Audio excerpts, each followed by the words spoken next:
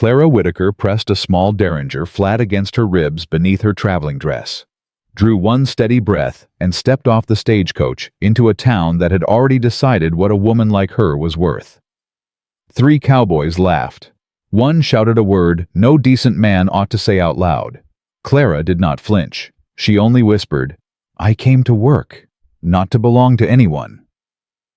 If you believe a woman's worth is hers to name, subscribe, stay with me to the final word, and tell me in the comments what city you're watching from.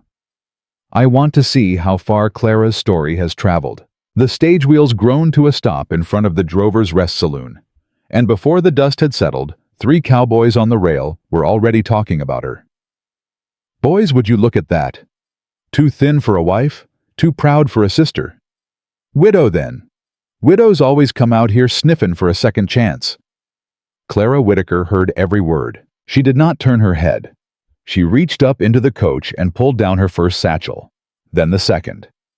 Then a locked black document case she cradled in both arms like a child. The tallest cowboy pushed off the rail. "Ma'am, let me help you with that." "I'll manage." "A lady shouldn't—" "I said I'll manage." She said it without looking at him. The tallest cowboy laughed, but the laugh came a beat too late. Behind her, the driver tossed down her trunk. "Miss Whitaker, you sure this is the place?" "I'm sure." "Abilene ain't gentle on women travelin' solo." "Neither was Boston. I came anyway." The driver tipped his hat, climbed back up, and snapped the reins. The stage rolled on in a cloud of July dust, and Clara Whitaker was left standing in the middle of a street that had never once belonged to a woman like her. The sign above the mercantile read, "Crowe Sons General Supply," in letters so fresh the paint had not yet browned. There were no sons. Clara had learned that much from the advertisement. Silas Crowe had placed it in 3 Eastern papers, and she had read it 4 times before she answered. Professional bookkeeper required. Discretion essential. Wage generous. Replies from women considered. That last line was why she had come. That last line was also why she had brought the derringer. The bell above the mercantile door rang twice when she pushed it open. Silas Crowe was leaning on the counter with a cigar between his teeth. He was younger than his letters had suggested. 40 maybe.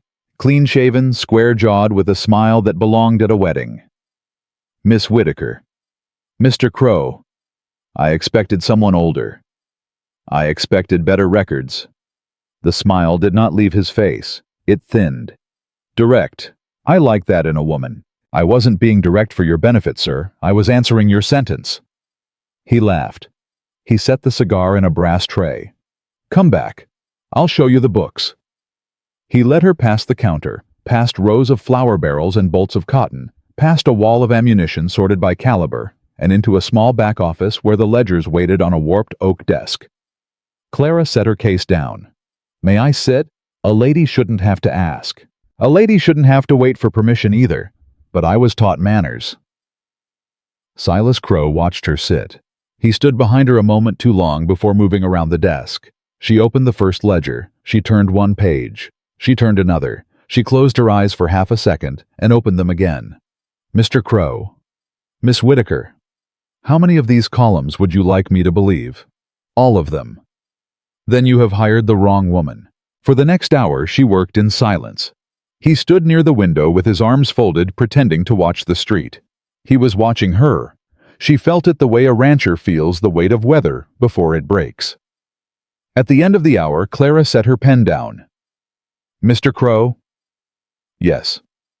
"You owe the Barclay family $92. You have charged Widow Henson for goods she did not receive. And 3 ranchers in this county have signed papers they cannot read because your bookkeeper before me wrote them in a hand a schoolmaster couldn't follow." Silas Crowe turned from the window. "My former bookkeeper is dead, Miss Whitaker." "I'm sorry to hear it." "Are you?" "No, but I was taught manners." He smiled again.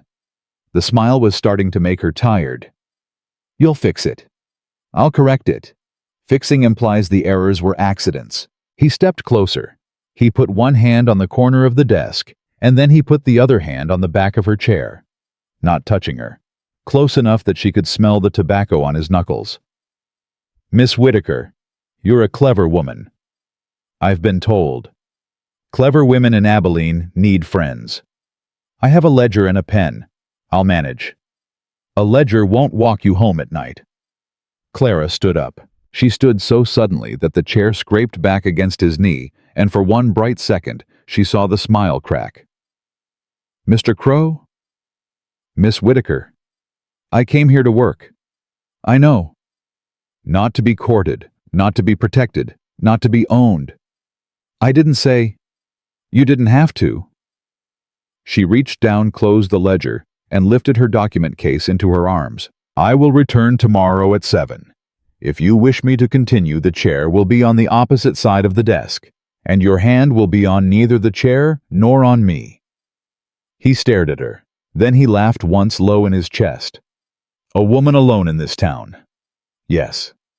Loses her place quickly. Then I had best learn who owns the town. And who only thinks he does. You read my mind, Mr. Crowe?" She walked out before he could answer. The hotel sat at the north end of the street, and Martha Bell stood at the front desk with a broom in her hand and a pencil behind her ear. She was 50, maybe 55, with gray streaks at her temples, and a voice that could carry across a stockyard. "You the Boston woman?" "I am." Crowe already put his hand somewhere it shouldn't have gone. Clara set her trunk down. He considered it. That's so. He reconsidered. Martha Bell smiled, and hers was the first smile in Abilene that looked earned. "Room 4, top of the stairs, left side. Window don't latch, but nothing in this town's worth climbing up to steal. Supper's at 6, coffee's at 5 in the morning, and at any hour you can ask for it polite." "Thank you." "And Miss Whitaker." "Yes. You ain't the first woman Silas Crowe hired from back east." Clara's hand froze on the banister. What happened to the others? Martha Bell looked down at her broom. "They went home. Or they got married. Out here a woman don't get a third option unless she makes one herself." Supper was stew and cornbread and coffee, strong enough to strip paint. Clara carried the first ledger down from her room because she did not trust it alone, and she opened it beside her bowl like another woman might open a Bible. The dining room was full. Drovers, a preacher in a dust-white collar, 2 old men arguing about cattle prices, the way some men argued scripture. A chair scraped. A man stood at the edge of her table with his hat already in his hand. "Ma'am?" Clara did not look up. "Every seat in the room is taken. I'll eat standin' if you'd rather." She looked up. He was 34, maybe 35. Not handsome the way Silas Crowe was handsome. Handsome the way a fence post was handsome if it had stood a long time and not leaned. "Sit." "Much obliged." He sat. He ordered stew. He did not fill the silence. That was the first thing she noticed about him. The second thing she noticed was that he did not look at her ledger. Most men looked. Most men tried to guess at her numbers so they could tell her later that she had done her own sums wrong. He looked at his coffee. "I'm Ethan Hale." "Clara Whitaker." "Heard about your arrival." "In one afternoon." "Ma'am, this is Abilene. By sunrise, a rooster with a new feather is news." She almost smiled. She caught it before it reached her mouth. "Mr. Hale." "Miss Whitaker." "Are you here to warn me, court me, or sell me something?" "None of the 3. "Then why are you at my table?" "Because every other chair is taken. I told you that already." "Yes, you did." He drank his coffee. The silence came back. Clara found that she did not mind it. After a while he set his cup down. "Ma'am." "Yes." "You workin' for Silas Crowe?" "I'm considerin' it." "Considerin'." "He employed me this afternoon. I have not yet decided if I will return tomorrow." Ethan Hale turned his cup a quarter turn. "If I was to offer an opinion." "Which you have not." "Which I have not." "Go on, Mr. Hale." "I'd say Silas Crowe ain't a man to work for. I'd say he's a man to work against. And I'd say a woman who came all the way from Boston with a locked case full of papers might already know the difference." Clara set her spoon down. Mr. Hale. Miss Whitaker. Why are you telling me this? Because nobody told the last one. He put a coin on the table for his stew. He stood. He set his hat back on his head and touched the brim. Ma'am, evenin'. Mr. Hale. He stopped. What is it you do when you're not warnin' women at supper? Savin' up. For a piece of land south of here, east facin'. I figure the mornin' light ought to hit the front of a house, not the back. That is a strange thing for a man to say to a stranger. Reckon it is. Why'd you say it? Because you asked. He tipped his hat and he walked out. Clara sat with her cold stew and her open ledger, and the sudden unwanted awareness that a man in Abilene had just told her the truth without asking for anything in exchange. It was the most dangerous thing that had happened to her all day. That night she did not sleep. She lit the oil lamp in room 4 and spread 3 ledgers across the quilt. She did not undress. She did not take down her hair. She sat on the edge of the bed in a gray traveling dress, dust-stained at the hem, and she read. By midnight she had 3 columns of her own on a fresh sheet of paper.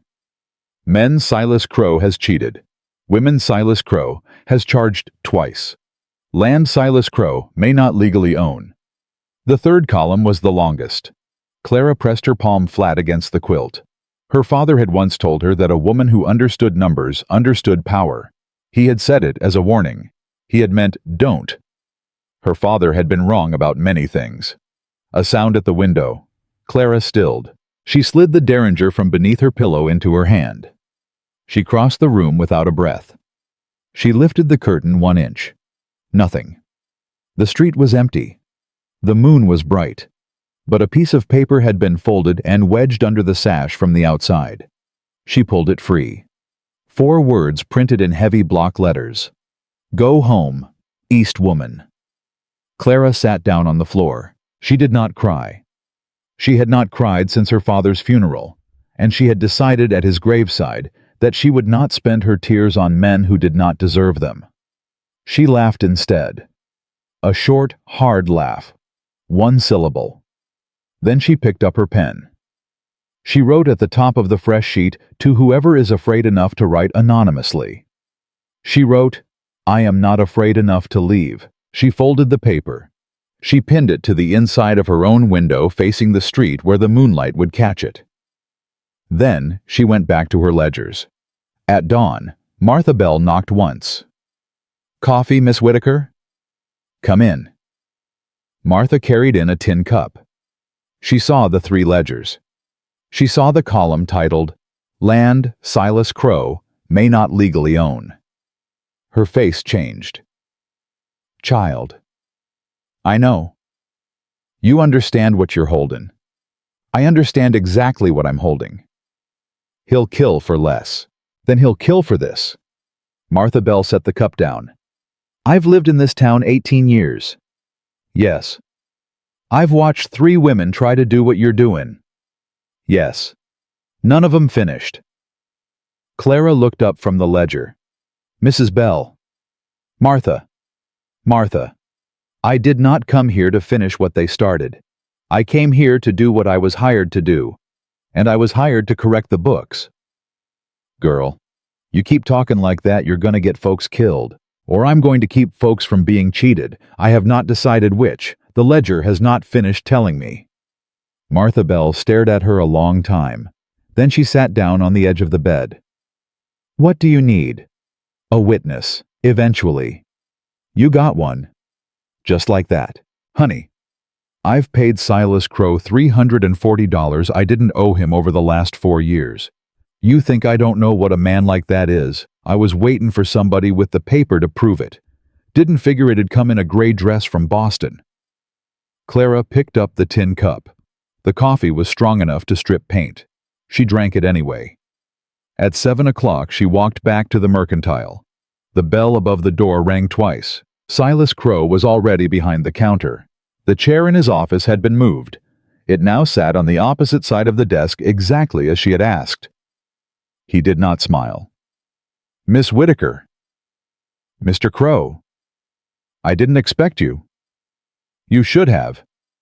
She sat down. She set her document case on the desk between them like a weapon and a promise. I will correct the books. Will you? Yes, and when I am done, we will have a conversation about which corrections you would like made public, and which corrections you would prefer to settle privately, and which corrections are not yours to settle at all. He did not speak. Outside, a horse passed in the street. A child shouted. A woman called a child's name. Silas Crowe leaned back in his chair. Miss Whitaker. Yes. You are either the most foolish woman I have ever hired, or the most dangerous. Clara opened the ledger. She dipped her pen. Mr. Crowe. Yes. I was taught as a girl that a woman's greatest virtue is to be underestimated. I have spent 29 years being polite about that lesson. And now I am going to be polite about something else. She began to write. Across the street through the mercantile window, a tall man in a dust-dark coat stood on the boardwalk with his hat in his hand and his eyes on her window. He did not wave. He did not come inside. He simply stood there so that anyone watching Silas Crowe's mercantile would know by mid-morning that the Boston woman did not walk to work alone, even when she walked alone. Clara did not look up from her ledger, but she felt him there. And for the first time in her adult life, she wrote her numbers with a steadier hand because someone she had not asked for had decided without permission and without speech to stand exactly where she needed him to stand. And then, from the back room, Silas Crowe spoke 3 words in a voice that had dropped every pretense of a smile. Close the door, Miss Whitaker. Clara kept writing. No. I asked you to close the door. And I heard you. Miss Whitaker. Mr. Crowe, if you want this door closed, you may rise from your chair and close it yourself. I am not your wife. I am not your daughter. I am not your clerk. I am a woman you hired to keep your books, and the books require light, and the light requires the door open, and so the door will remain open until the work is finished. The pen did not waver. Silas Crowe sat very still behind the counter, and across the street in the long summer sun, Ethan Hale set his hat back on his head, stepped down off the boardwalk and began to walk slowly, deliberately, without hurry toward the open mercantile door. Ethan Hale did not hurry. He crossed the street at the pace of a man who had decided something before he started walking. His boots hit the boardwalk in front of the mercantile, and he stopped 1 step short of the open door. He did not come in. He stood there, hat in his hand, and he looked at nothing in particular. Inside, Silas Crowe saw the shadow across the floorboards before he saw the man. Who's that out there? Clara did not lift her pen. A customer, I expect. He's not a customer. Then perhaps he's lost. Miss Whitaker. Mr. Crowe. I have a column of figures in front of me that does not add. If you would like me to make it add, I require silence. If you would like to have a conversation about the gentleman on your boardwalk, I will charge you for the interruption at the same rate you pay me to correct your books. Silas Crowe rose from his chair. He walked past her, and he stopped at the open door. Hale? Crowe? State your business. Waitin' on a friend. Inside my store. On your boardwalk, which last I checked belongs to the town. The boardwalk in front of a man's store belongs to the man. Reckon the town council might have something to say about that. The town council does what I tell it. That is the first honest thing I've heard you say, Crowe. Clara's pen did not move, but her eyes did. She looked up just enough to see Silas Crowe's hand close around the door frame. His knuckles were white. Get off my boardwalk. When Miss Whitaker comes out for her noon meal, I'll walk her to the hotel. Until then, I'll be right here. She doesn't need an escort. Didn't say she did. Said I'd be here. Silas Crowe turned back into the store. His face had changed color. He walked past Clara without looking at her into the back office, and he shut the door behind him. Clara waited until the door clicked. Then she stood up, walked to the front counter, and called out through the open doorway without raising her voice. Mr. Hale. Ma'am. Thank you. Didn't do anything. You did exactly the right amount of something, which is harder. He almost smiled. She saw the corner of his mouth move. Ma'am, Yes. When you walk out of there at noon, don't walk fast. Why? Because the whole town's watching now, and a woman who walks fast looks like a woman who's been chased. Clara went back to her desk. She sat down. She picked up her pen. And for the first time since she had stepped off the stagecoach, she understood that she was not going to survive Abilene by being clever. She was going to survive Abilene by being watched. By the end of that first week, the whole town was watching. Widow Henson came in on a Tuesday with a shawl over her shoulders and a paper folded twice in her pocket. She would not speak to Silas Crowe. She waited until he stepped into the back room, and then she leaned across the counter to Clara. Mrs. Henson, you the one correcting the books? I am. I paid $11 for flour in April. He wrote down 22. Do you have the receipt? I got this. She unfolded the paper. It was not a receipt.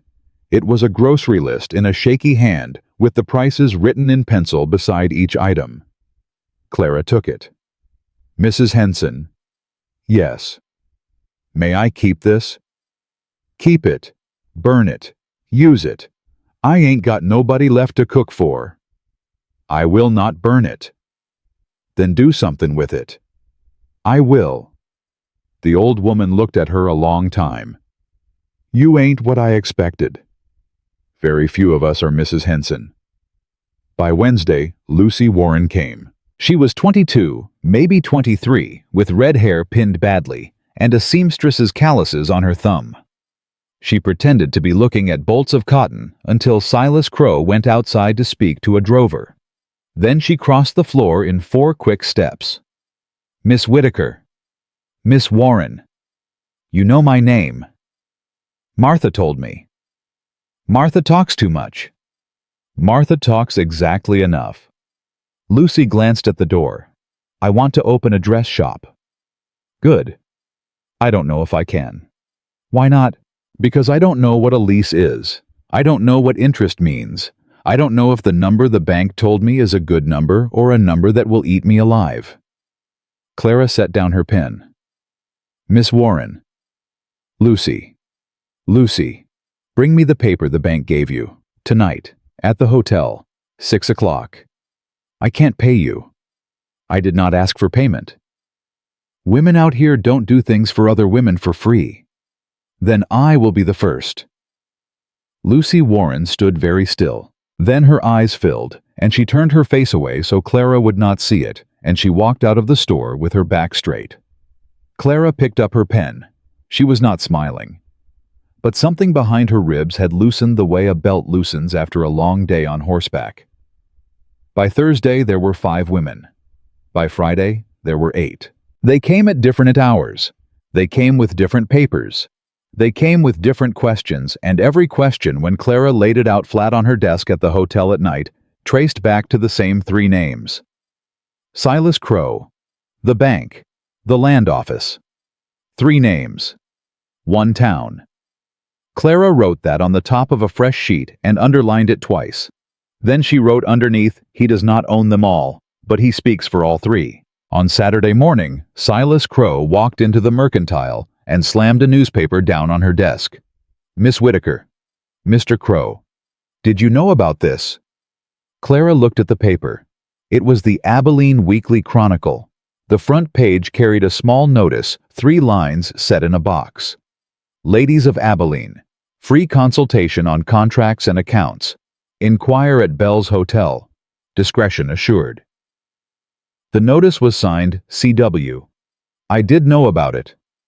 You placed it. I paid for it. With what money? Mine. You don't have any money. Mr. Crowe, you have been paying me for 9 days.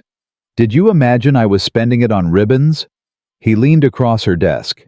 His face was close enough that she could see the small muscle jumping at his jaw. You are making a fool of me in my own town. No, I am making a bookkeeper of myself in your town.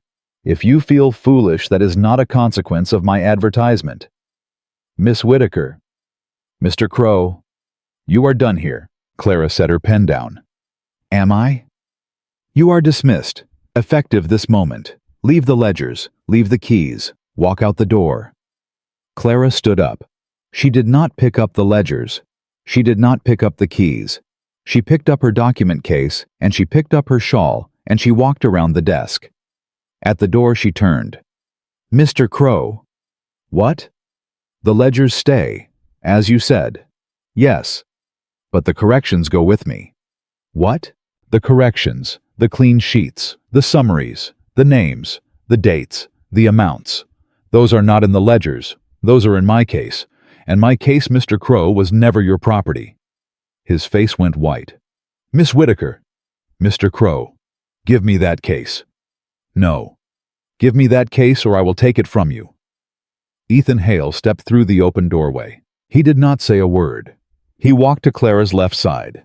He stood there with his hat in his hand and his thumb hooked into his belt beside a holster Silas Crowe had not noticed until that moment. Silas Crowe took half a step back. "Hale." "Crowe. This doesn't concern you." "Reckon it does." "Why?" "Because Miss Whitaker just became a woman without a job in a town that don't hire women. That concerns every decent man in the county." "There are no decent men in this county." "Then I'll be the first." Clara walked out. She walked slow. She walked with her shoulders square and her chin level the way Ethan Hale had told her to walk, and behind her she could hear Silas Crowe breathing through his teeth. At the hotel, Martha Bell took one look at her face. "He fired you." "He did. Because of the notice." "Among other reasons." "What other reasons?" Clara set the case down on the front desk. "Martha, do you have a room I could use? Not the dining room. A room with a door, a room with a table, for appointments." Martha Bell did not hesitate. "The back parlor. Nobody uses it since my sister moved to St. Louis. I'll have the stove lit by 4. "Thank you." "Rent's $1 a week." "Done." "I lied. There's no rent." "Martha." "What?" "I will pay the $1. "Child." "I will pay the $1. Because if this works, you cannot afford to have done me a favor." Martha Bell looked at her. Then she reached across the desk and put one hand briefly over Clara's wrist. "Girl, you're gonna live a long life or a very short one, and I can't tell which yet." "Neither can I." By Sunday evening, 11 women had come to the back parlor of Bell's Hotel. Clara sat at a small table with Widow Henson's grocery list on one side and Lucy Warren's lease on the other, and she worked through each woman's papers, one at a time. She charged nothing. She accepted nothing. When Mrs. Ruiz offered her a dozen eggs, Clara said, "Keep them for your children." And Mrs. Ruiz cried so hard that Martha Bell had to bring her coffee and sit with her by the stove. At the end of the night, Clara wrote a new sheet. "Women who will testify if asked." She wrote 11 names. She looked at the list for a long time. Then she wrote at the bottom, "This is no longer a ledger. This is a witness stand." On Monday, the rumor started. By Tuesday, the rumor had a shape. By Wednesday, the rumor had teeth. The shape of the rumor was this. Clara Whitaker was an unnatural woman. She had come west to turn wives against husbands. She had been dismissed from a reputable Boston family for conduct unbecoming. She was not a widow's daughter. She was a widow. And her husband had died under circumstances a decent town would not discuss. The rumor had not come from Silas Crowe. The rumor had come from Reverend Samuel Pike. Clara learned this on Wednesday night when Martha Bell walked into the back parlor and shut the door behind her. "Child." "Martha." "The Reverend preached on you Sunday." "He what?" "He did not name you. He preached on the danger of women who forget their place. Half the town thought he meant the widow Hargrove. The other half knew exactly who he meant." "And which half spoke to which?" "By Tuesday morning, the whole town knew exactly who he meant." Clara sat down. "Martha." "Yes. Did I come out here to be a scandal?" "Girl. Out here, any woman who isn't a wife or a whore is a scandal. You didn't invent the rule. You just refused to pick a side. I have 3 choices then. You have 2. I have 3. What's the third? Win. Martha Bell sat down across from her. Honey, you can't win a rumor. No, but I can make the rumor irrelevant. How? By making what I know more dangerous than what they say. Girl, Martha, listen to me. If this town decides I am a scandal, they will drive me out. If this town decides I am a threat, they will try to kill me. But if this town decides I am useful, they will protect me. Not because they love me, because they need me. And how are you going to make 11 scared women into a useful force? By adding a 12th. Who? Clara slid a piece of paper across the table. Martha Bell read it. She went pale. Child, you cannot. I can. This is the mayor's wife. Yes. She will not come to a back parlor in a hotel. Then I will go to her. Clara. Martha. If the mayor's wife has been cheated, and if she learns she has been cheated, and if she learns she has been cheated by the same man who cheated Widow Henson and Mrs. Ruiz and Lucy Warren, she will not need me. She will need her husband. And her husband is the only man in this town Silas Crowe cannot threaten. And if she hasn't been cheated, then I have a harder week. Martha Bell shook her head. You came here with a case full of paper and a pistol at your ankle. Yes. And a plan. Not a plan, a direction. What's the difference? A plan assumes you know the ending. A direction assumes you know the next step. Martha Bell laughed. It was not a happy laugh. It was the laugh of a woman who had watched other women try and fail. Girl, I hope your next step has better boots than your last one. On Thursday morning, Clara walked up the hill to the mayor's house with her document case under one arm, and Ethan Hale 3 steps behind her. She had not asked him to come. He had not asked if she wanted him to. At the gate she stopped. Mr. Hale. Ma'am? You cannot come any farther. I know. Why did you walk me up? So the town would see me stop. I don't understand. If I walk you to her gate and stop, every man watchin' knows 2 things. First, that you didn't need me to come inside. Second, that somebody would have killed for the chance to walk beside you. Mr. Hale. Ma'am. That is a strange sentence. Reckon it is. Why did you say it? Because you asked. Clara looked at him a long moment. Then she turned and she walked up the path alone. The mayor's wife was named Henrietta Colton. She was 52, and she wore black even in July because her only son had died in the war and she had never stopped. She received Clara in a parlor with lace on every chair. Miss Whitaker. Mrs. Colton. I have heard things about you. I am sure you have. The Reverend says you are a danger to the women of this town. The Reverend is correct, Mrs. Colton. I am a danger to the women of this town who have been cheated and do not yet know it. Henrietta Colton did not move. Miss Whitaker. Yes. Are you telling me I have been cheated? I am telling you that I have reason to believe your household accounts, if I were permitted to see them, would show the same pattern I have found in 14 other households in this county. The same pattern. Yes. By whom? Mrs. Colton, I will not name a man in your parlor without proof, but I will say this. If your husband keeps his own ledgers, I do not need to trouble you. If your household pays its accounts through the mercantile on credit, we have a conversation to begin. Henrietta Colton rose.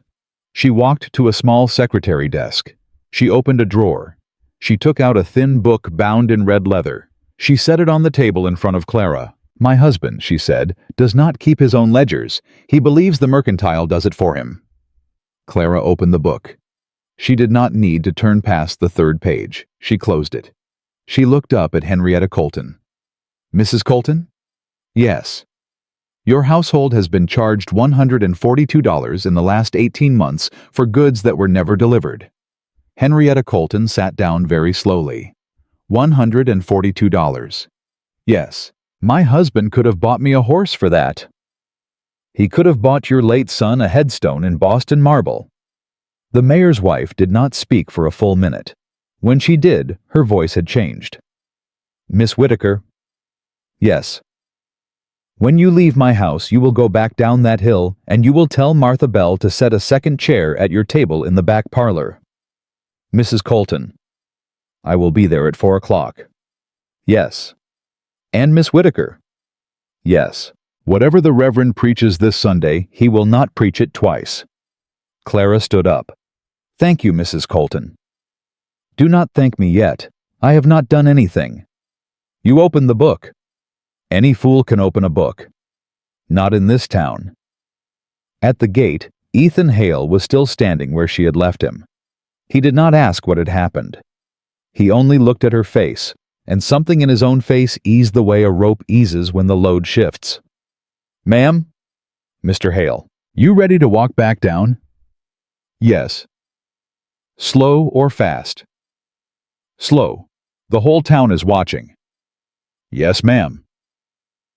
They walked back down the hill together, and neither of them spoke, and every window they passed had a face in it, and by sundown, the rumor had changed shape again, because rumors cannot survive the sight of a mayor's wife taking tea in the back parlor of a hotel with a woman the Reverend had called unnatural 3 days before. That night, someone threw a rock through the window of room 4 at Bell's Hotel. It landed on Clara's pillow. The rock had a piece of paper tied to it with twine. She untied the twine with steady fingers.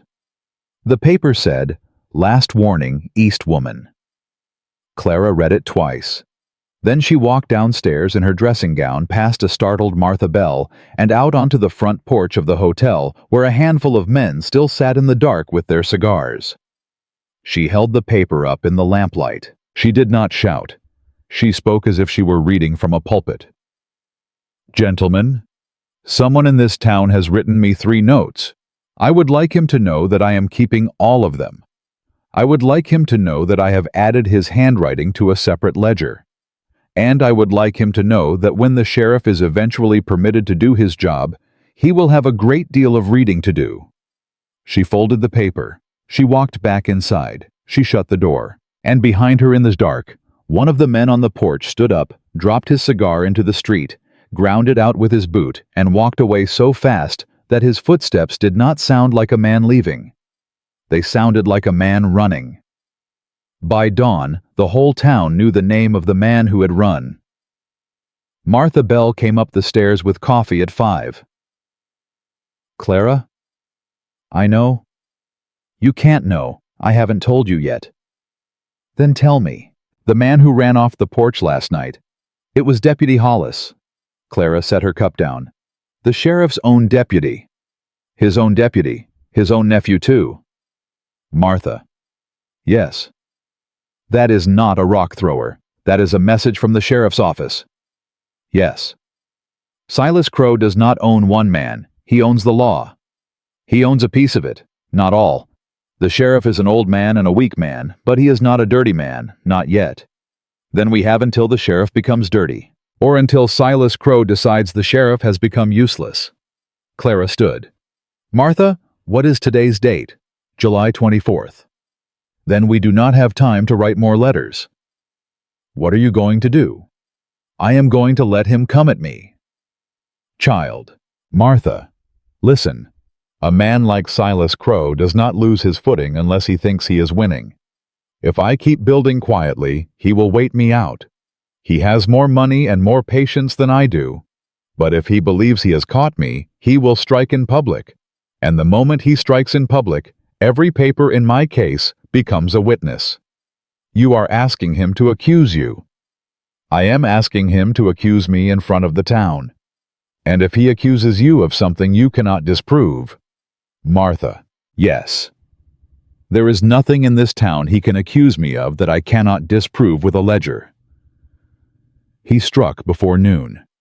Clara was at her small table in the back parlor when the front door of the hotel banged open, and Deputy Hollis walked in with his hand on his pistol and a paper in his other hand. Miss Whitaker. Deputy. You'll come with me.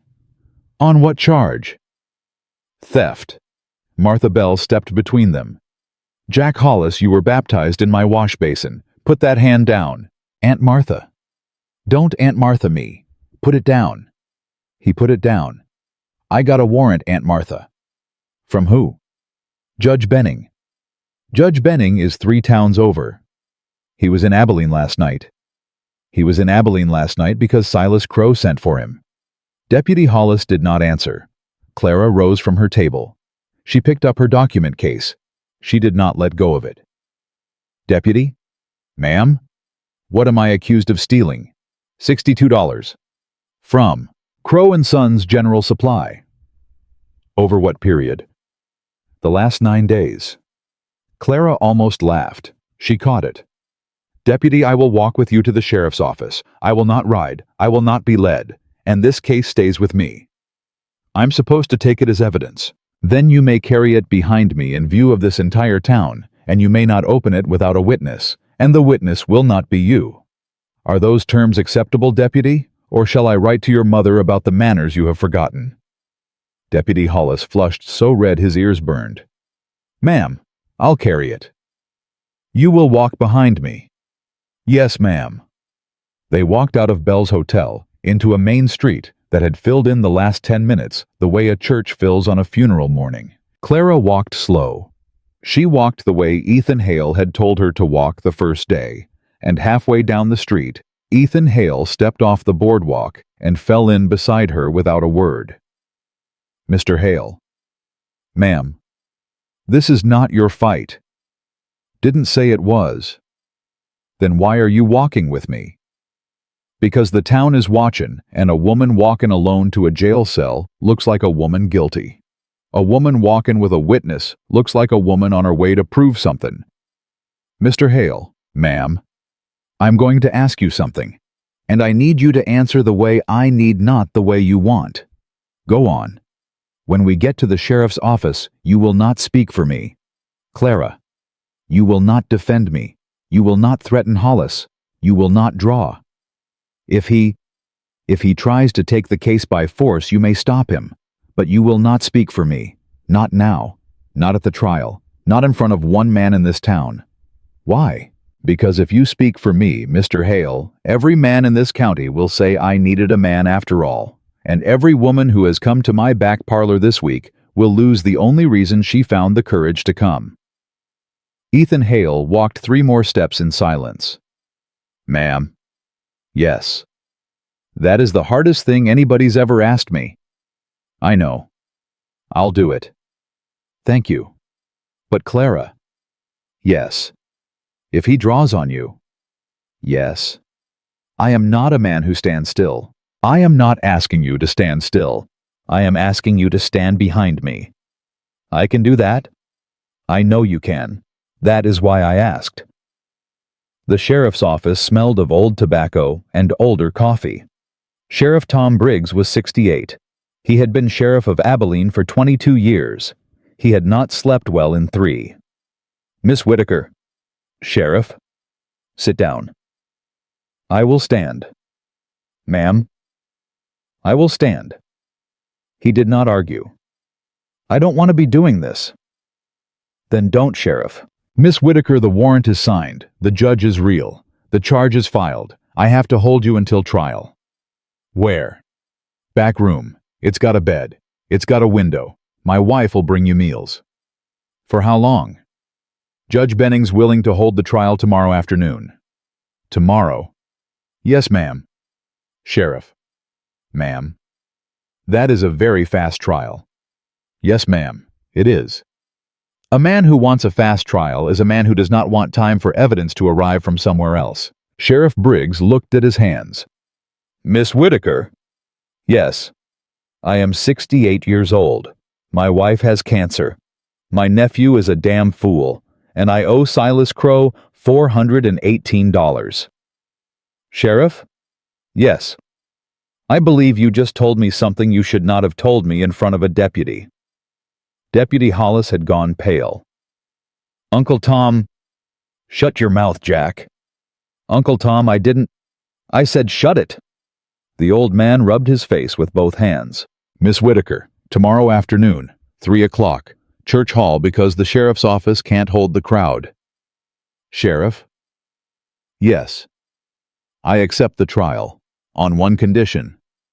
Ma'am, You don't get to set conditions. I do if you want to sleep tonight. He looked up. Name it. I will not be held in your back room. I will be held in Bell's Hotel under guard. Your guard, and my document case stays with me sealed in the presence of Mrs. Colton. Mrs. Colton, the mayor's wife, sheriff. She has agreed to witness the seal tonight. She will witness the breaking of the seal tomorrow. In public. Sheriff Briggs stared at her. Miss Whitaker. Yes. You've been in this town 14 days. 15. 15 then. How in God's name did you get Henrietta Colton to agree to any of that? I opened her ledger, Sheriff, that's all. At 3 o'clock the next afternoon, the church hall of Abilene was full for the first time since the funeral of the mayor's son. Silas Crowe sat in the front row on the left. He had not worn black. He had worn his second-best suit, the charcoal one, and he had oiled his hair. He was smiling. Judge Benning sat at a long table at the front. He was 63 thin, and he would not meet Clara's eyes. Clara sat alone at a small table on the right. Her document case was closed and sealed with red wax. Mrs. Colton sat 2 rows back in black, her hands folded, her face unreadable. Ethan Hale stood against the back wall. He had taken off his hat. He did not speak. Miss Whitaker, Your Honor, you are charged with the theft of $62 from Crowe Sons General Supply during your employment there. I am. How do you plead? Your Honor, I would like to ask permission before I plead. Miss Whitaker, this court. Your Honor, I would like permission to break the seal on this case in full view of this room, and I would like the court to note every document I remove before I am asked to speak another word. Judge Benning looked at Silas Crowe. Silas Crowe was still smiling. Let her, Crowe said. Let her run through her papers. The charge stands on its own. Judge Benning nodded. Proceed, Miss Whitaker. Clara broke the seal. She did not hurry. She lifted out the first document. Your Honor, a grocery list written in pencil by Mrs. Agnes Henson, widow of this town. It records $11 paid for flour in April. Mr. Crowe's ledger records 22. A murmur moved through the hall. Your Honor, an account sheet signed by Mrs. Elena Ruiz for the purchase of seed corn in May. She paid $18. Mr. Crowe's ledger records 31. The murmur grew. Your Honor, a lease paper presented to Miss Lucy Warren by the Abilene Cattlemen's Bank on a building owned in deed by the estate of a man who died in 1874, and whose estate. Your Honor, I have this morning confirmed by telegram to be unsettled. That lease is not valid. That lease could not have been written without the cooperation of someone who knew the deed was bad. I will let the court infer who signed Miss Warren's lease. Silas Crowe was not smiling anymore. Your Honor, a ledger entry from the household of Mayor and Mrs. Harold Colton dated March of this year for the delivery of 32 pounds of coffee. Mrs. Colton has no record of having received 32 pounds of coffee. Mrs. Colton has no record of having ordered 32 pounds of coffee. Mrs. Colton, in fact, does not drink coffee. The hall went quiet. Henrietta Colton rose from the second row. Your Honor. Mrs. Colton? Every word that woman just said is true. She sat back down. She did not look at Silas Crowe. She did not need to. Judge Benning's hand had started to shake. Miss Whitaker. Your Honor, I am not finished. Continue. Clara lifted the next paper. Your Honor, this is the advertisement Mr. Crowe placed in 3 Eastern newspapers this past March, requesting a bookkeeper, requesting a woman. I have kept my copy. It is dated. It was witnessed by a postmaster in Boston, and in it Mr. Crowe writes a single line I would like to read into the record. She held up the clipping. Replies from women considered. Your Honor, I answered that line in good faith. I came 2,000 miles in good faith. I worked 9 days in good faith. And on the 9th day, Mr. Crowe dismissed me because I had placed a 3-line notice in this town's newspaper offering free help to the women of this county. That is the theft, Your Honor. Not mine. His. He did not lose $62. He lost the ability to charge $142 to the mayor's wife. Silas Crowe stood up. Your Honor, this is... Sit down, Mr. Crowe. Your Honor, I said sit. He sat. Clara picked up the last paper. Your Honor, I have one more document. Proceed, Miss Whitaker. Your Honor. 3 notes were left at my window in the last 10 days. Each one threatened me. Each one was unsigned. I have them here. I also have, Your Honor, a 4th paper. A letter. Written in the same hand. Signed. This letter was sent last year to a bookkeeper named Miss Eliza Vance. The hall had gone so still Clara could hear the clock on the wall. Miss Vance was the bookkeeper Silas Crowe hired before me. Your Honor, Miss Vance is dead. She is said to have taken her own life in April. This letter, dated 2 weeks before her death, warns her that if she does not leave Abilene, she will be ruined. It is signed. By whom? By the Reverend Samuel Pike. The church hall did not gasp. It made a sound Clara had never heard a crowd make before. A low sound, a cold sound. The sound of 100 people realizing at the same moment that the man who had preached their sons into the ground was not the man they had thought he was. Reverend Pike was not in the hall. Reverend Pike had left Abilene on the dawn stage. Deputy Hollis stood up from the back bench. Judge Benning. Deputy, I need to say something. Deputy, this is not the time. Judge, I threw that rock. The hall turned. I threw that rock through Miss Whitaker's window. Silas Crowe paid me $5 to do it. The Reverend wrote the notes. I delivered 'em. My uncle don't know. He's a good man. He's a sick man. He's a man who owed Silas Crowe money, and I took Silas Crowe's money because I'm a damn fool, and I'm telling you so now because I will not hang for a man who ran. Sheriff Briggs put his face in his hands. Silas Crowe stood up. His hand went to his coat.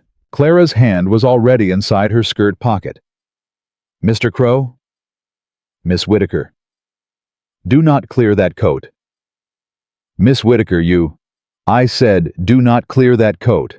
I have a derringer in my hand, sir, and at this distance I will not miss, and this entire room will remember for the rest of their lives that you reached for a weapon in a church hall while the widow of a dead soldier was sitting in the 2nd row. He did not clear the coat. He put his hands up. Ethan Hale had not moved from the back wall. He had not drawn.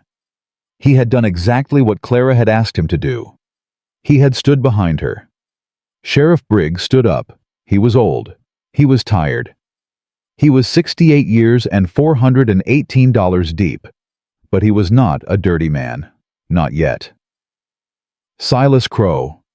Tom? Don't Tom me. Hands on the table. Tom. This is... Hands on the table, Silas. Silas Crowe put his hands on the table. Sheriff Briggs took the pistol out of Crowe's coat. He put it in his own belt. He put his hand on Crowe's shoulder, and he walked him out of the church hall, past 100 of his neighbors, and not one of them stood up to stop him, and not one of them stood up to help. At the door, Sheriff Briggs stopped. He turned around. He looked at Clara. Miss Whitaker. Sheriff, my wife is dying. I owe this man money. I am not a good sheriff, but I am going to be a better one starting this afternoon. Sheriff? Yes. You already are. He nodded once. He walked Silas Crowe out into the street. Clara sat down. She had not realized her knees were shaking. Henrietta Colton crossed the aisle and sat down beside her without asking. Miss Whitaker. Mrs. Colton. You are the most tiring woman I have ever met. Thank you, Mrs. Colton. That was not a compliment. I know. It was also not an insult. I know that too. The hall began to empty. It emptied slowly. People did not rush. They walked past Clara's table, and most of them did not speak, and a few of them touched the edge of the table with their fingers, as they went by the way a person touches a coffin at a wake. Lucy Warren touched the table. Mrs. Ruiz touched the table. Touched. Widow Henson did not touch the table. She stopped in front of it. She looked at Clara a long moment. Then she nodded once hard and walked out. When the hall was almost empty, Ethan Hale finally crossed the floor. He stopped at the other side of the table. He did not sit. He put his hat back on. "Ma'am? Mr. Hale? You did it?" "I did something." "You did it." "Mr. Hale?" "Yes." "I have no job." "No." "I have no employer." "No." "I have a hotel bill I cannot pay past Saturday." "No, you don't. Martha Bell forgave it an hour ago. She told me to tell you, but not before you finished." "Mr. Hale." "Ma'am." "I am very tired." "Yes, ma'am." "I am also afraid." "Yes, ma'am." "I did not know I was going to be afraid after. I thought I would only be afraid before." Clara. "Yes." "That ain't a failure. That's just what comes after." She looked up at him. For the first time since she had stepped off the stage 15 days ago, she let a man see her face without arranging it first. "Mr. Hale." "Ethan." "Ethan, will you sit down?" "Yes."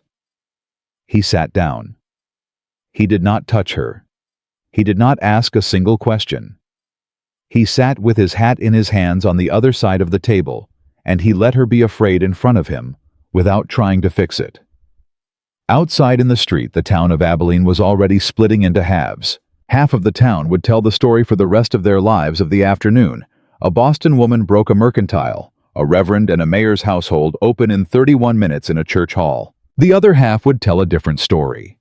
They would say she had cost the town its reverend. They would say she had shamed its mayor.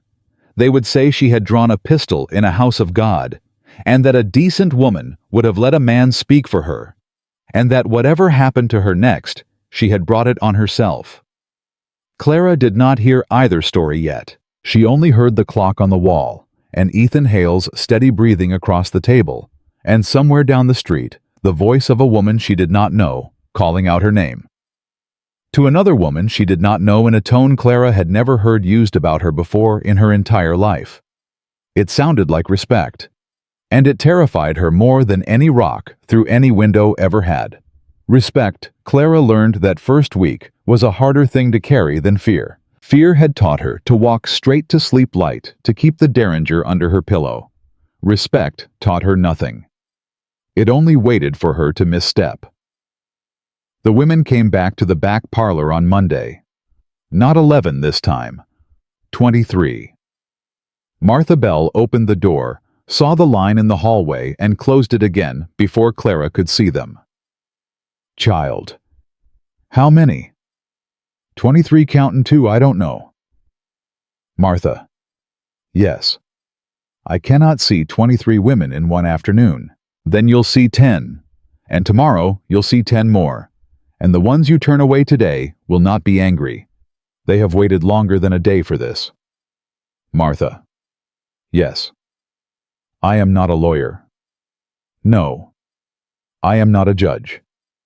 "No." "I am a bookkeeper with a document case and a temper." Clara. "Yes." "The town doesn't need a lawyer. The town has had lawyers for 30 years. The town needs a woman who will read what's written on the page, and the town has exactly one of those." Clara opened the door. The first woman in the hallway was a rancher's wife named Beatrice Kellerman. She was 44. She had been married at 16. She had never in 28 years of marriage signed her own name to a paper in front of another woman. She did it that morning in the back parlor of Bell's Hotel. On a clean sheet Clara laid flat between them. She cried when she did it. Clara did not look away. By Wednesday, the hallway had 31 women. By Friday, it had 40. By Saturday, the mayor himself walked through the door of the hotel. Martha Bell saw him first. "Mr. Colton?" "Mrs. Bell, your wife ain't here." "I didn't come for my wife." "Then, I came for Miss Whitaker." "She's with a client." "I'll wait." He waited. He sat in the lobby in his good coat with his hat on his knee, and he waited for 94 minutes while Clara finished with a widow from the south end of the county who had come in with a banknote written in a hand she could not read. When Clara came out of the back parlor, the mayor stood. "Miss Whitaker." "Mr. Colton." "May we speak?" In the parlor. She let him in. She sat down. She did not offer him the chair across from hers. She let him choose, and he chose the one farther from her, which she noted. "Miss Whitaker." "Yes." "My wife has not spoken to me for 5 days." "I am sorry to hear that." "Are you?" "No, Mr. Colton, I am not, but I was taught manners." He laughed. It was a short, tired laugh. "Miss Whitaker." "Yes." "I did not know about the coffee." "I believe you." "You believe me." "Yes. I have read your household ledger. You did not sign for it. Your wife did not sign for it. Silas Crowe signed for it in a hand that resembles your wife's signature, the way a crow resembles a sparrow." "Then why will she not speak to me?" "Because, Mr. Colton, you are the mayor of a town in which a man forged your wife's name for 18 months, and you did not notice." He was quiet a long time. "Miss Whitaker." "Yes." "I would like to offer you a job." "No. You have not heard the job." "I do not need to. I will not work for the town of Abilene." "Miss Whitaker, I am offering you the position of town auditor. A salary, an office, a chair, a door you can close, authority to review any account in any business that does trade with the town." "Mr. Colton." "Yes." "I will not take that job." "Why?" "Because the moment I take that job, I am yours. And the moment I am yours, every woman in my hallway becomes a woman who came to a town employee. They did not come to a town employee. They came to a woman who would not be bought by any man in this county, including you." "Miss Whitaker." "Yes." "I am not trying to buy you." "Mr. Colton, every man who has ever tried to buy a woman has said exactly that sentence. Most of them believed it." He sat with that for a long moment. Then he nodded. He stood. "Miss Whitaker." "Yes." "If you ever change your mind." "I will not." "If you ever change your mind, the offer stands, without terms." "Thank you, Mr. Colton." "And Miss Whitaker." "Yes." "My wife was right about you." "What did she say?" "She said you were the most tiring woman she had ever met, and that the town had better learn to be grateful for it." Clara almost smiled. He left. That night, Ethan Hale came to the hotel for supper. He came every night now. He did not ask. He did not announce. He simply sat at her table at 6, ate what Martha set in front of him, and let her exist beside him, the way he had let her exist the first night. On Saturday, he was quieter than usual. Clara noticed halfway through the meal. "Ethan?" "Ma'am." "You have not said 12 words. Been a quiet day." "Has it?" "Got word on my land." Clara set her spoon down. "Tell me." "Bank approved the loan. Seller accepted. I ride south on Tuesday to sign." "Tuesday?" "Yes." "Tuesday, this Tuesday?" "Yes, ma'am." "That is 4 days." "Yes, ma'am." "Ethan." "Yes." "Were you going to tell me?" "I'm telling you now." "You were going to tell me on Tuesday." "No." "Then when?" "I was going to tell you after supper tonight. Figured you'd had a long week and didn't need it with your stew." Clara put her hands flat on the table. "Ethan?" "Yes."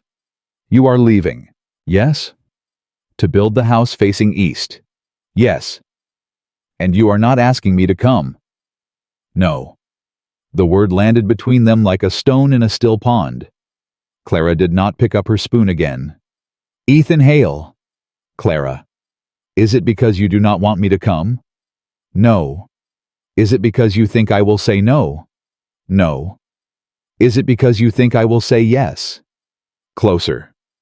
"Ethan, I am 30 years old and I am very tired.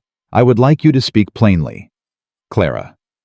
"Yes. If I ask you to come with me Tuesday, you will come." "I might." "You will. Because you are tired. And because you have fought for 15 straight days. And because my land is quiet and Abilene is not, and you deserve a quiet room for the first time in your adult life. And I will not ask you to come with me on Tuesday for any of those reasons." Ethan. "Yes." "Why not?" "Because Clara Whitaker should never ride to a man's land because she is tired." Clara Whitaker should ride to a man's land because she decided to, in full possession of her strength, not at the end of it. Clara looked down at her hands. She did not speak for a long time. When she did, her voice was lower than he had ever heard it. Ethan.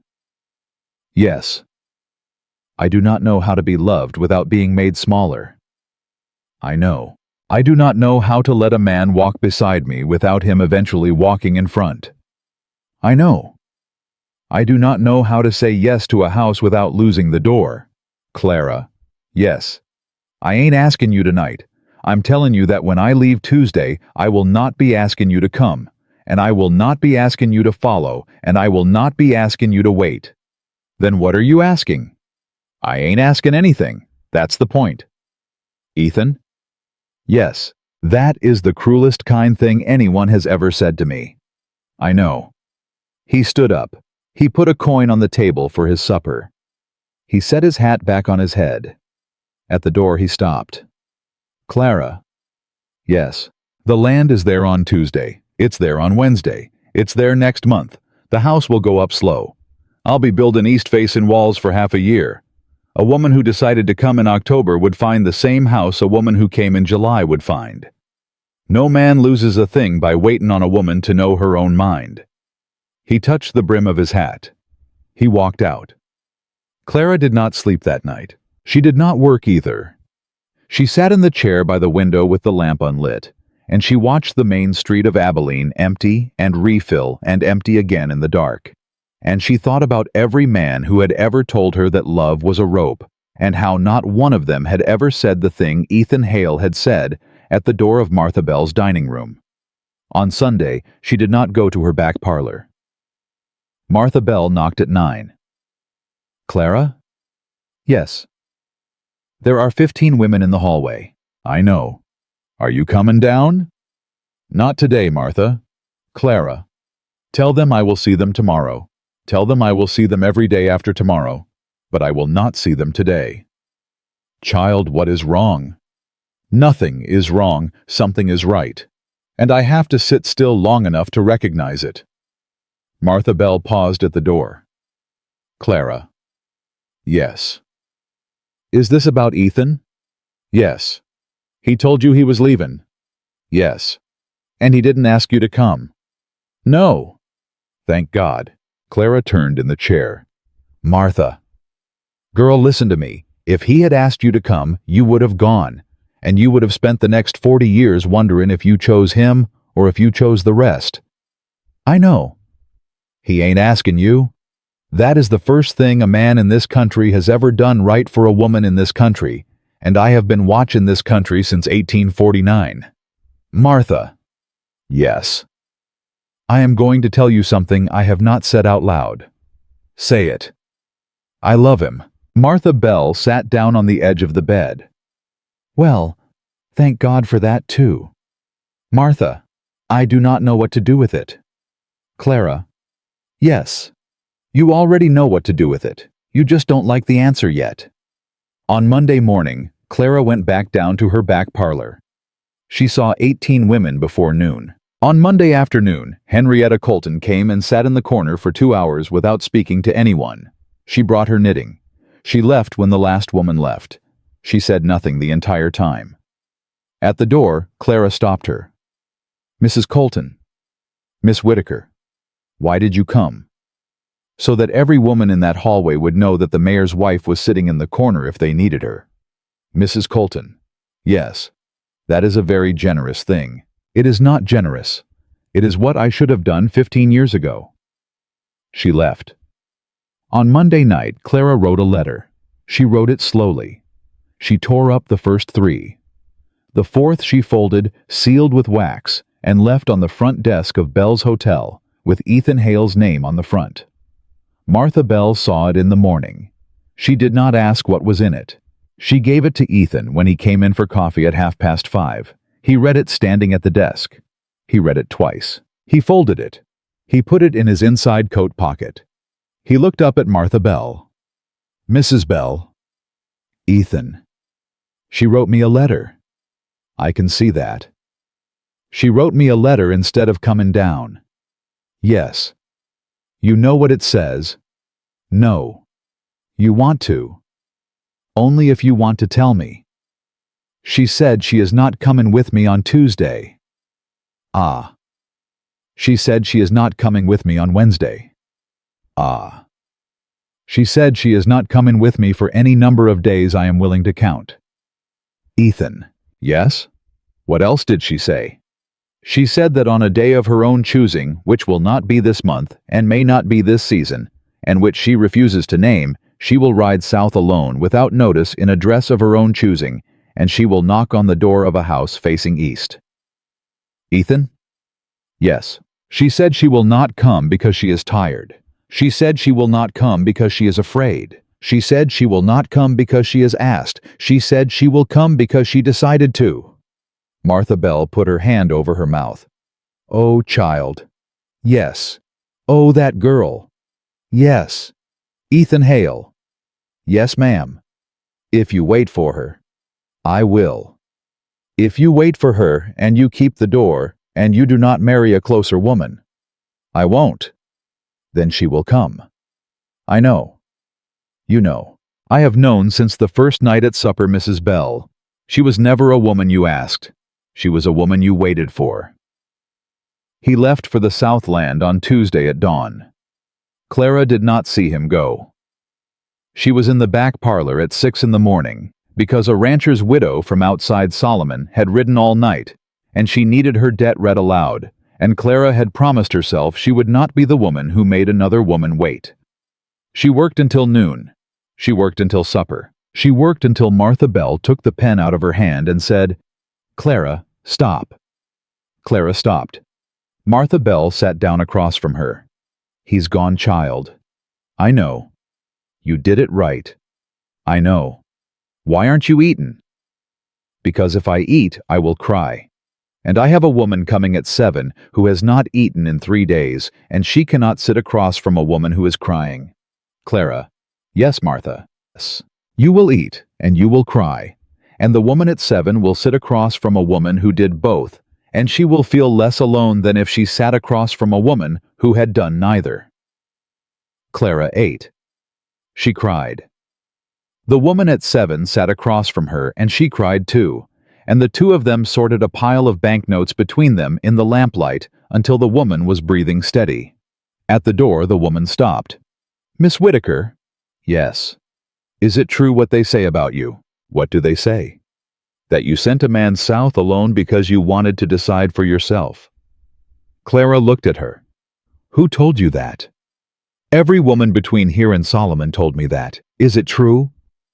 Clara almost said no. She almost said it was more complicated than that. She almost explained the letter, the hotel desk, the 4 torn drafts. Instead, she said, yes. The woman nodded slowly. Miss Whitaker? Yes. Thank you for not lying about it. Thank you for not asking me to explain it. The woman left. Clara sat at the table in the back parlor for a long time after she was gone. She was tired. She was afraid. She was in love with a man who had gotten on a horse at dawn and ridden south without turning around because she had told him not to. And for the first time in her adult life, none of those 3 things felt like a contradiction. She picked up her pen. She opened a fresh sheet. At the top, in her own hand, she wrote a title she had never written before. What every woman should know before signing her name. Then she underlined it twice. And she began to write the first page of a pamphlet that would within 11 months travel as far as Dodge City, and within 3 years travel as far as Denver, and within 7 years sit on the kitchen shelf of every literate woman between the Arkansas River and the Platte. But that was later. That was a different Clara Whitaker. The Clara Whitaker in the back parlor of Bell's Hotel that July night was a woman with a pen, a lamp, a cold cup of coffee, and a letter already sealed to a man who was not asking her to come. She wrote until the lamp burned low. She wrote the first page. She wrote the second. At the bottom of the second page, in a smaller hand than the rest, she wrote a sentence she did not intend to print and which she folded into the corner of the paper so only she would ever see it. The sentence was, I am not running toward him. I am walking on my own road in my own time, and his door happens to be on that road. She blew out the lamp. She climbed the stairs. She slept for the first time in 5 nights, and she did not dream of Silas Crowe, and she did not dream of Reverend Pike, and she did not dream of any door she had ever been afraid to walk through. She dreamed of a long prairie and morning light hitting the front of a house, and a man on a ladder with nails in his mouth who did not turn around when she rode up because he had been waiting so long that her coming had stopped being an event and started being a fact. The dream did not leave her the next morning, and it did not leave her in September, and it did not leave her in October when the first frost came and Clara Whitaker was still writing at her small table in the back parlor of Bell's Hotel. She had not ridden south. She had not written to Ethan Hale after the one letter. She had not asked Martha Bell for news, and Martha Bell, being Martha Bell, had not offered any. The pamphlet was finished by the end of August. The first printer in Abilene refused to set the type. Miss Whitaker. Mr. Perry.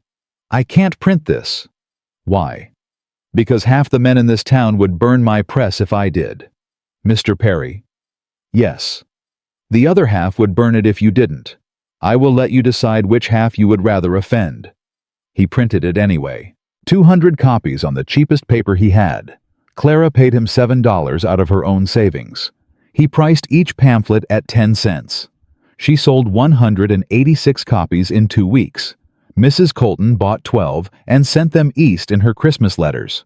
Beatrice Kellerman bought 4 and hid them in her cornmeal jar. Widow Henson bought one and asked Clara to read it aloud to her because her eyes were not what they had been, and Clara read the whole 24 pages, sitting on a low stool beside the widow's stove. And at the end, Widow Henson said, "Miss Whitaker, if I had had this in 1858, my sister would not have died in that house." Clara did not ask which house. She did not have to. By November, women were writing to her. The letters came in on the stage. 2 a week, then 4, then 9. Then a pouch Martha Bell had to sort at the front desk, because the postman could not carry them all in one hand. They came from Dodge City. They came from Ellsworth. They came from small towns Clara had never heard of in counties whose names she could not have pronounced a year before. The letters said the same thing in different hands. Mrs. Whitaker, because of what you wrote, I did not sign. Mrs. Whitaker, because of what you wrote, my daughter did not marry him. Mrs. Whitaker, because of what you wrote, I went back to the bank. Mrs. Whitaker, because of what you wrote, I am still in my own house. Clara read every letter. She answered every letter. She did not keep copies. When Henrietta Colton asked her in December why she did not keep copies, Clara said, "Mrs. Colton, the letters are not mine. They are theirs. I only wrote the key. They walked through the door." In January, the Denver paper reprinted the pamphlet in full. In February, a publisher from Chicago wrote offering her $40 for the rights. Clara wrote back in one line, "I will not sell what I gave away." She kept his letter, though. She pinned it to the wall beside her desk because it was the first time in her life a man in a city she had never seen had written to her as if she were a colleague, and she wanted to remember that such a letter could arrive. On the first warm day in March, Clara Whitaker packed a small trunk. She did not tell Martha Bell. She did not tell Mrs. Colton. She did not tell Lucy Warren, who had opened her dress shop in October and was already hiring a second seamstress. She saddled a horse she had bought with her own money in January, and she rode south out of Abilene alone. Martha Bell watched her go from the front porch of the hotel.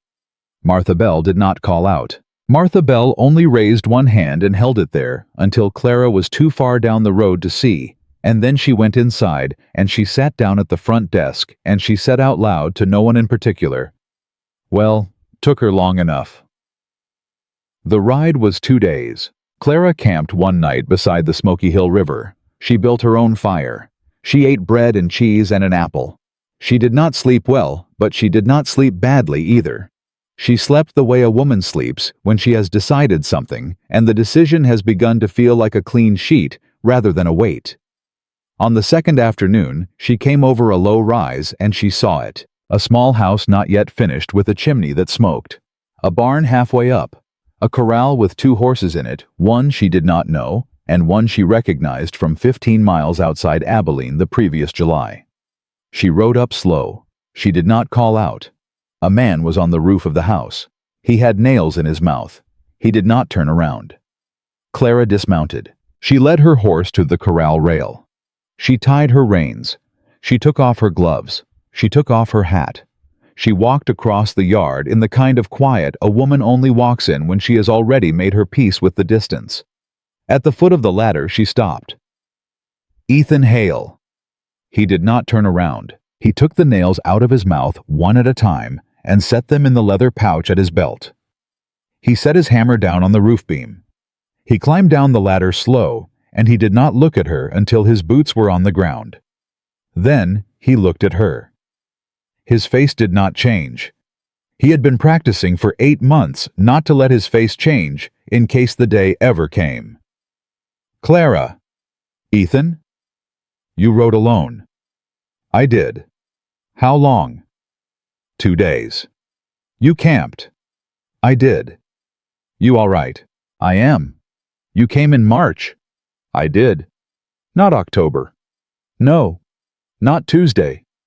No. Not when I asked. You didn't ask. That's why you came. Yes. He looked at her a long moment. He did not smile. He did not move toward her. He stood with his hammer hand loose at his side, and he let her be there without arranging her. Clara. Yes. Coffee's on the stove. Doors open. If you want to sit, there's a chair by the window. If you want to ride on, there is good water 6 miles south and a decent town 10 miles past it. You decide. Ethan? Yes. I did not ride 2 days to ride on. I know. Then why did you say it? Because I promised myself the day I left Abilene that I would never ask you to stay. Not once. Not ever. And I ain't breaking that promise on the first hour of the first day you showed up. Clara felt her eyes fill. She did not let them spill. Ethan Hale. Yes. I am going to say something, and I need you to stand still while I say it.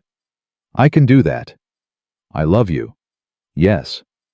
I have loved you since the second night at Martha Bell's supper, when you asked me what I did besides correct a ledger, and you did not flinch at the answer. Yes. I did not come because I was asked. I did not come because I was tired. I did not come because I was afraid of being alone. I came because I wanted to, and because I waited 8 months to be sure the wanting was mine, and not a thing the town had put into me, and not a thing your absence had put into me. Yes. Do you still want me here? Clara. Yes.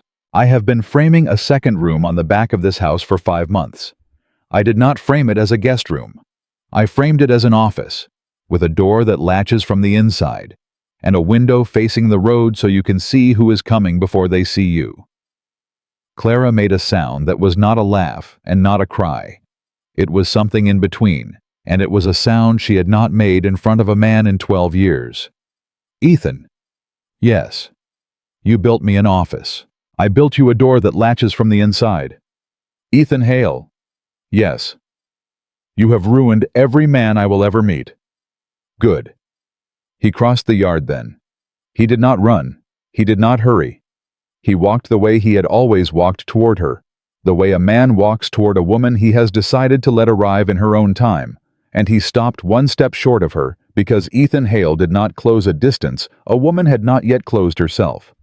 Clara closed it. She stepped the last step, and she put her hand flat against his chest, and he put his hand over hers, and he did not kiss her. Not yet. He only held her hand against his heart long enough for her to feel that it was beating faster than his face had admitted. Clara. Yes. You kept your name. I will always keep my name. Good. Ethan. Yes. Kiss me. He did. He kissed her once slow, and then he stepped back because that was the kind of man he was, and he said, "There's stew on the stove. You must be half-starved." Clara laughed. It was a real laugh this time, the first one she had let out loud in a year, and Ethan Hale smiled at the sound of it, the way a man smiles at a sound he thought he might never hear in his own kitchen. They were married 3 weeks later in Abilene, in the same church hall where Clara had broken Silas Crowe open in 31 minutes the summer before. Henrietta Colton gave her away. Martha Bell wept the entire ceremony and pretended afterward that she had not. Lucy Warren made the dress, and she made it gray because Clara had asked her to. Lucy. Ma'am. I arrived in a gray dress. I will marry in one. Ma'am. Yes. That is the strangest thing a bride has ever asked me. Lucy, I have been a stranger in this town for 9 months and 14 days. I am not going to stop being strange for an afternoon. Lucy Warren kissed her on the cheek and made the dress in gray. After the ceremony, Clara did not change her name on any document she did not wish to change. She signed the marriage record as Clara Whitaker. The pastor who was new in town and who had replaced the Reverend Pike did not argue. He had been warned. They rode south together the next morning. Ethan drove the wagon. Clara rode her own horse beside it. At the town line, she turned back once. Martha Bell was standing on the porch of the hotel with her broom in her hand. Clara raised one hand. Martha Bell raised hers. Neither of them called out. Neither of them needed to. The years did what years do. The house faced east. The morning light hit the front of it the way Ethan Hale had promised the first night at supper, and Clara kept her office at the back with the door that latched from the inside, and she ran accounts for 3 counties by correspondence, and later 4, and later 6. They had 2 children, a girl, first in 1881. Clara named her Agnes after Widow Henson, who lived long enough to hold the baby once and to say, "Miss Whitaker, she has your mouth." And Clara said, "Mrs. Henson, she has your name, and that is better." A boy next in 1883. They named him Samuel, which was Ethan's father's name, and which was also by coincidence the name of a reverend who had fled Abilene on a dawn stage. And Clara thought about that coincidence sometimes, and decided that reclaiming a name was the most thorough revenge a woman could take on a man who had tried to use his. She did not stop writing. She wrote a second pamphlet in 1882 on property rights for married women. She wrote a third in 1884 on how to read a contract aloud to a woman who could not read at all. She wrote a fourth in 1886 on leaving a husband who had become dangerous, which she did not sign with her name because there were still towns in which a woman who signed such a thing could lose her children. The pamphlets traveled.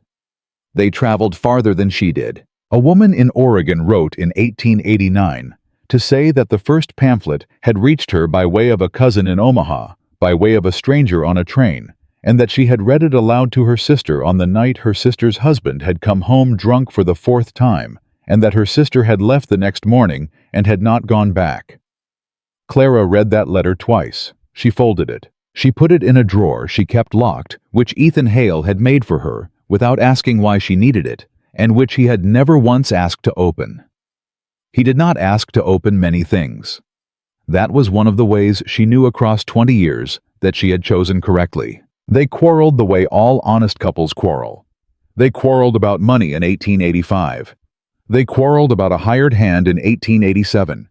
They quarreled about Samuel's schooling in 1891, and it was the only quarrel Clara ever lost because Ethan Hale was right, and Clara had been taught very young to admit when she had been wrong about a child. They did not quarrel about her name. They did not quarrel about her work. They did not quarrel about the office with the door that latched from the inside, which their daughter Agnes at 12 began to use for her own studying, and which Clara, without saying a word, began leaving open for her. When Agnes was 15, she asked her mother a question over supper. "Mama." "Yes." "Why did you not come the first time Daddy asked you?" "He did not ask me." "Why did you not come the first time you wanted to?" Clara set her fork down. Ethan looked up from his plate, and he did not speak, because Ethan Hale had learned across 2 decades that Clara's answers to their children were hers to give. Agnes. "Yes, Mama. I did not come the first time I wanted to because I did not know yet that I wanted to. I thought I wanted to. I thought I wanted to very much.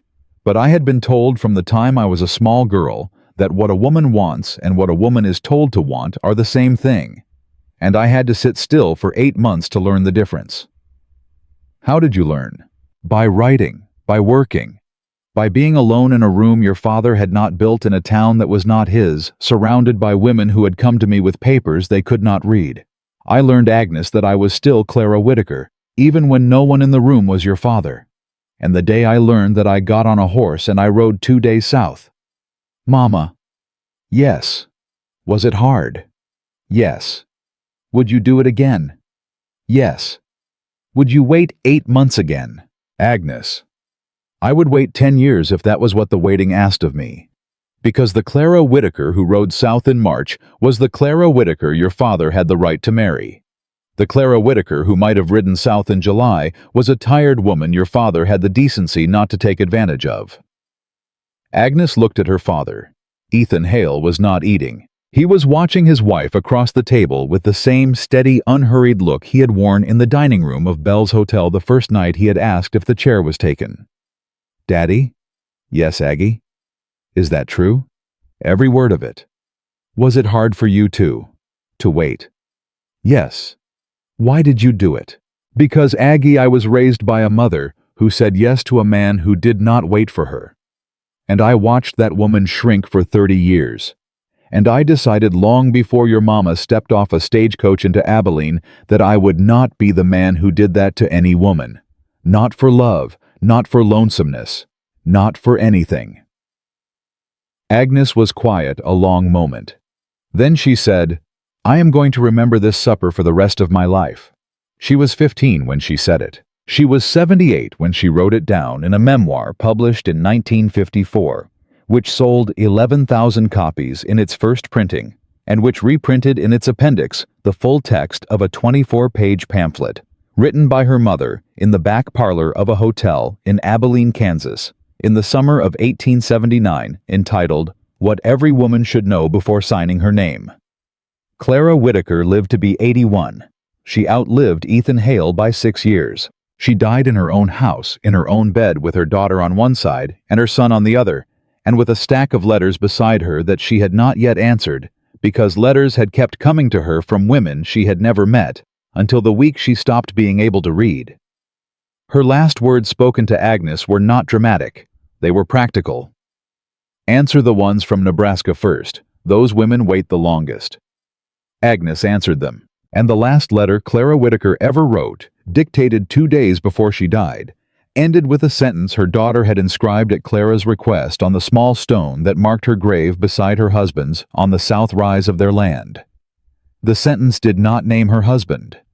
The sentence did not name her children. The sentence did not name the town, or the pamphlet, or the 11 women in a back parlor, or the mayor's wife, who had opened a ledger, or the sheriff, who had walked a dirty man out of a church hall at the end of his rope. The sentence was this: she came to work, and the town expected her to belong to a man, and she did not, and she built a life in which no woman who walked through her door would ever be asked to be smaller than the door she walked through. That is the life Clara Whitaker built. That is the life she chose. That is the life she kept.